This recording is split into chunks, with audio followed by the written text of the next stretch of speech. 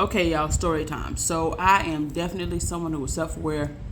If you know me, then you know I own everything, right? And I own all of my emotions. I'm a master manifester. So been manifesting, of course, my life partner, which is my most prized manifestation, right? Okay. So I've been really getting back into my books and my audio. So I woke up yesterday like feeling like I already had it. Like, yes, yes, yes, I got my man, yes. All of this stuff. It was beautiful. So my friend had a what is it? A birthday dinner yesterday. So I was looking very cute. I've also been very much working on my fitness and stuff like that. Um, you know, and so I was looking really good, feeling really good. Cool. So I went. I'm like, okay, I know I'm gonna meet somebody tonight. I'm so excited to meet somebody tonight. That was my energy. Um, and then I was writing my journal this morning, and when it all kind of fell apart is when I got to the restaurant, and there wasn't nobody found in there. And then it was like, okay, that's kind of where my night kind of went downhill, vibrationally, honestly. And it's like, okay, because this manifestation stuff, right? It's really it's simple but not easy. You have to see things that are not there, feel things. You have to generate these feelings like with inside of yourself. You know what I'm saying?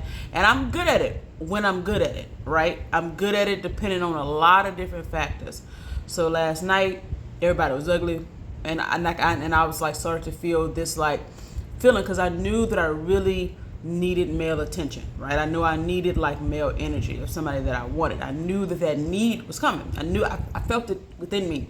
So to describe it on a vibrational level, it started out as like, okay, desire and some excitement and some expectation, right? And then it ended up getting into a little bit of angst, like, okay, the fuck, like I cannot go home like without like somebody to cuddle with. Like I started feeling like that. Feeling it's almost like a bit of a junkie or something like that. Like whenever like somebody is, if you a pothead, right, and you want to wake and bake, and you wake up and you like, what the fuck is where's my weed? Where's my weed? It can be like that. Like, you know what I'm saying? And you don't know exactly how you're gonna get it.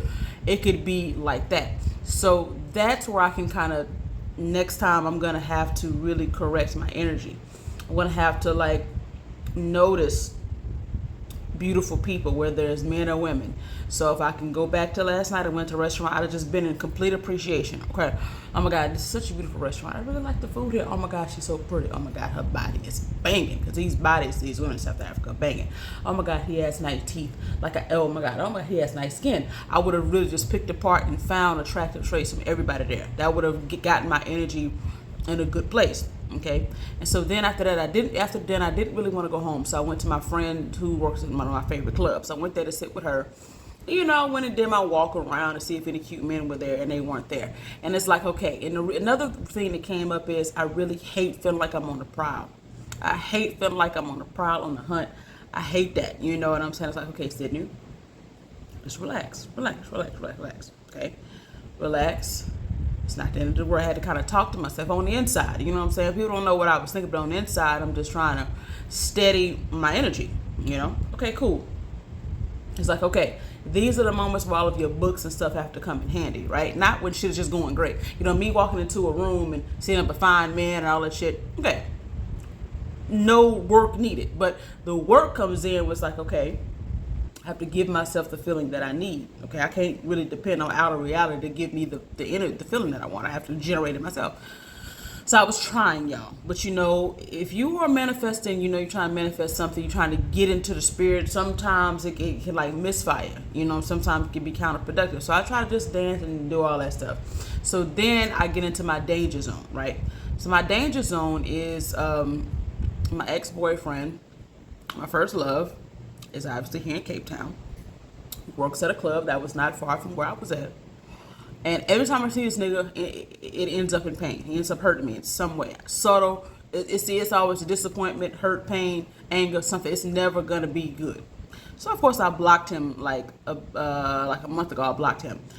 And I knew that for a minute, I was like, okay, I could just go get a hug, get a kiss, and just kind of use them for that. I'm like, Sydney, I called myself on my bullshit in my head. I'm like, Sydney, you're a little bit too vulnerable for that. Number one, girl, please do not go your ass over there. And his close friend is my close friend. I was like, okay, I want to go see him and get a hug, right? Because I just wanted a hug, So I'm like, okay, all right. I texted the friend. I was like, okay, I'm gonna come up there. I'm gonna give you a hug. So I walk there, and as soon as I see the building, like dread and like almost PTSD comes to like me, and I told him I was outside. And I really want him just to come down, give me a hug, and I can go. I didn't really want to go in because I didn't want to see my ex at all. Because it's just not. And I know myself. Part of me wanted to see him. I wanted to get some kind of attention from him because I didn't feel like I had nobody else. So I was like, okay, this is dangerous. This is not the person you go around when you want something. You have to be extremely nonchalant to be able to go around this person and not get hurt. But the last time you ran into him, you were nonchalant and still got hurt. So you, Sydney, you do not need to go. I was like me, my old tendencies battling with the new, wiser, smarter tendencies, because I really associate this person with pain. I associate this building with pain. I don't really want to go in there. You know what I'm saying? And I don't really have time for it. So I did decide to leave because no matter what, I would have hurt. I went through all of the possible scenarios. I could go in there, he'd not be there. It'd have been a slight disappointment. And I know that. I'm just telling you the truth because I wanted some type of attention.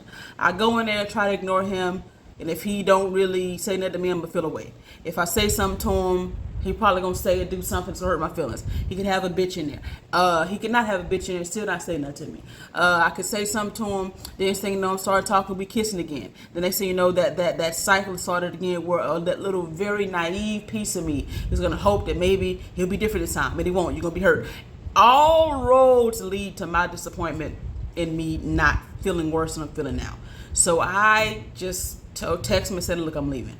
And I called the Uber and I left. This is a very big deal for me. Y'all, some of y'all may know some of my stories, but I'm really giving y'all the inner workings of my mind.